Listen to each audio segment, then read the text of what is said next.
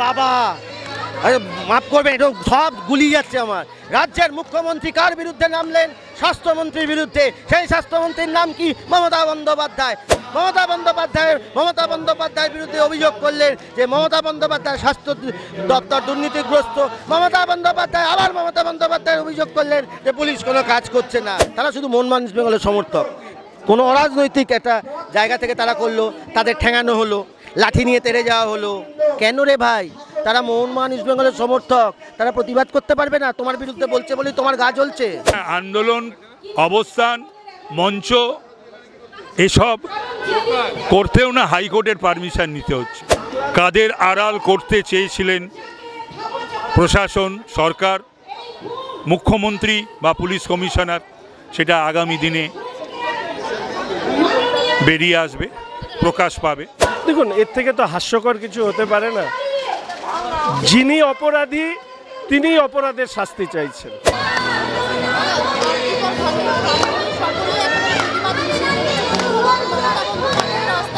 ওরে বাবা মাফ করবেন, এটা সব গুলিয়ে যাচ্ছে আমার। রাজ্যের মুখ্যমন্ত্রী কার বিরুদ্ধে নামলেন? স্বাস্থ্যমন্ত্রীর বিরুদ্ধে। সেই স্বাস্থ্যমন্ত্রীর নাম কি? মমতা বন্দ্যোপাধ্যায়। আবার উনি কার বিরুদ্ধে বলছেন যাতে অ্যাকশন নেওয়া হয়? হোম মিনিস্টার যে আমাদের পশ্চিমবঙ্গের, তিনিও মমতা বন্দ্যোপাধ্যায়ের বিরুদ্ধে অভিযোগ করলেন যে মমতা বন্দ্যোপাধ্যায় স্বাস্থ্য দপ্তর দুর্নীতিগ্রস্ত। মমতা বন্দ্যোপাধ্যায়ের অভিযোগ করলেন যে পুলিশ কোনো কাজ করছে না। কিন্তু যেই সাধারণ মানুষ বা বিজেপি অভিযোগ করতে যাচ্ছেন, ধর তার গলা টিপে ধর, প্রতিবাদ করতে দেবো না, কণ্ঠরোধ করতে দেবো।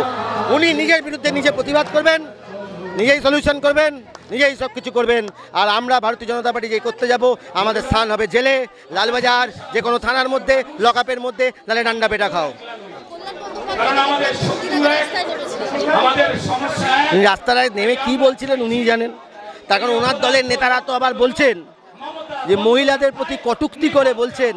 ওই যে উত্তরবঙ্গের একটা নেতা যে নিজের বাপকে চোর বলেছিল, সে বলছে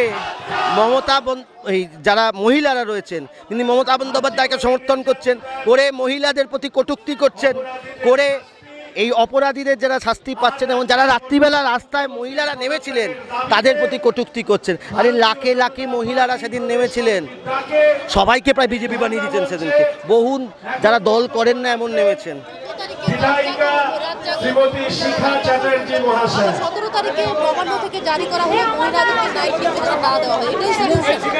এটা হচ্ছে আমাদের একটা আজব গায়ের আজব কথা বলে সিনেমা ছিল। এসে হচ্ছে আমাদের আজব রাজ্যের আজব কথা। সেই আজব রাজ্যের আজব কথাতে এসব চলছে। একটা ডুরান্ডের মোহনবাগান ইস্ট বেঙ্গল ম্যাচ ছিল, এটাও দায়িত্ব নিয়ে ক্যান্সেল করে দিয়েছে। বছরে তো 4-5টা ডার্বি হয়, সারা পশ্চিমবঙ্গের মানুষ, কলকাতার মানুষ এটা দেখার জন্য উদ্গ্রীব হয়ে থাকে যারা ফুটবল ভালোবাসে। সেটাও ক্যান্সেল করে দিয়েছেন। কি বলেছেন? পুলিশ নেই। কিন্তু যখন বাচ্চা ছেলেগুলো যারা কোনো রাজনীতি করে না, বিজেপি বা অন্য কোনো দল তারা কিন্তু করে না, সিপিএম, বিজেপি, কংগ্রেস এসব কিচ্ছু তারা করে না। তারা শুধু মনমান ইস্ট বেঙ্গলের সমর্থক। কোনো অরাজনৈতিক একটা জায়গা থেকে তারা করলো, তাদের ঠেঙানো হলো, লাঠি নিয়ে তেড়ে যাওয়া হলো। কেন রে ভাই? তারা মনমান ইস্ট বেঙ্গলের সমর্থক, তারা প্রতিবাদ করতে পারবে না? তোমার বিরুদ্ধে বলছে বলেই তোমার গা জ্বলছে? উনি সর্ব জায়গায় দেখতে পাচ্ছেন। উনি এখন ঘুমোতে গেলেও রাম দেখেন, উনি জাগলেও শ্রীরামকে দেখেন, উঠলেও রামকে দেখেন। উনি সারাক্ষণ বলেন ওনার এরা রাম বাম নাকি সাধারণ মানুষ নেমেছে, সাধারণ মানুষ প্রতিবাদ করছেন। আমি বহু মানুষকে জানি যারা কোনো রাজনীতির সঙ্গে যুক্ত নয়, কিন্তু তারা সেদিন 14 তারিখে নেমেছিলেন। বহু মোহনবাগান ইস্ট বেঙ্গল সমর্থককে জানি যারা রাজনীতির সঙ্গে একেবারেই যুক্ত নয়, তারা সেদিন মোহনবাগান ইস্ট বেঙ্গলের যেদিনকে ডার্বি ক্যান্সেল হলো রাস্তায় নেমেছিলেন। কারণ আমিও খেলা দেখতে যাই রেগুলার বেসিসে, মোহনবাগান ইস্ট বেঙ্গলে খেলা হলে। তো একজন ফুটবল সমর্থক হিসেবেও আমার কাছে সেই দিনটা মনে হচ্ছে অত্যন্ত লজ্জার দিন। তার কারণ যে দলটা দাঁড়িয়ে বলে 16ই আগস্ট নাকি খেলা হবে দিবস, দেখলাম 18ই আগস্ট হয়ে গেল, খেলা হবে না দিবস। এত পুলিশ সেদিনকে গিয়ে মোহনবাগান ইস্ট বেঙ্গলে বাচ্চা ছেলেগুলোকে মারলো, তার অর্ধেক পুলিশ যদি থাকতো ডার্বিটা হতে পারত।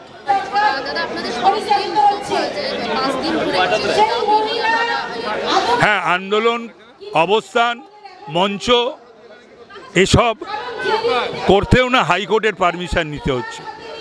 মানে গণতান্ত্রিক মুখ্যমন্ত্রী তো বাংলার শাসনে আমাদের 5 দিন ধরে আজ থেকে শুরু, 5 দিন চলবে আমাদের এই ধর্ণা অবস্থান। অভয়ার বিচারের দাবিতে আমরা এখানে রাজ্য, জেলা, সাংসদ, বিধায়ক, সর্বস্তরের নেতা কর্মীরা আমরা এখানে রয়েছি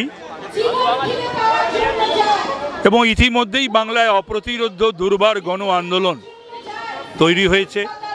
এ বিষয়ে সর্বোচ্চ আদালত apex court, chief justice of ইন্ডিয়াও তার পর্যবেক্ষণ রেখেছেন। এখন দেখা যাক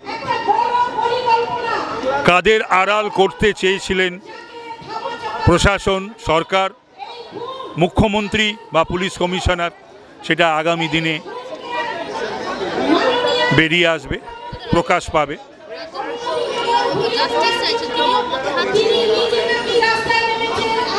এটা একটা অদ্ভুত ব্যাপার। উনি রাস্তায়ও নামছেন, জাস্টিস চাইছেন, আবার উনি যে ঘটনাগুলো মানুষ প্রশ্ন তুলে ধরেছে প্রতিদিন, রাজনৈতিক দল, নেতৃবৃন্দ এবং অরাজনৈতিকভাবেও, সেগুলোর উত্তর উনি দিন। যে উনি এই ধামাচাপা দেওয়ার জন্য, এই যে 9 তারিখের 8 তারিখে রাতের ঘটনার পর 9 তারিখে হাইকোর্টও যে প্রশ্নগুলো তুলেছিল, সুপ্রিম কোর্টও যে প্রশ্নগুলো তুলেছে, আমরাও যে প্রশ্নগুলো তুলছি, তাহলে পরে তো বলতে হয় মুখ্যমন্ত্রীর একই অঙ্গে এত রূপ। কখনো উনি শাসক, আবার কখনো উনি বিরোধী নেত্রী। তো একই অঙ্গে এত রূপ দেখিনি তো আগে।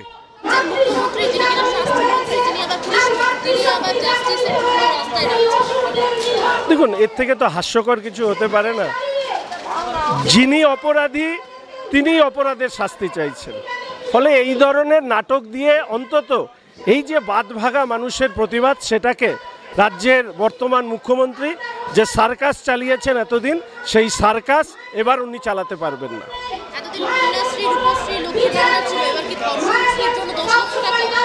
মহিলাদের এই কথা তোলা উচিত বেশি করে। মহিলারাই সব থেকে বেশি অসম্মানিত হয়েছেন। মহিলারা যদি এই রব তোলেন, নিশ্চিতভাবে আমি একজন জনপ্রতিনিধি হিসাবে কৃতজ্ঞ থাকব।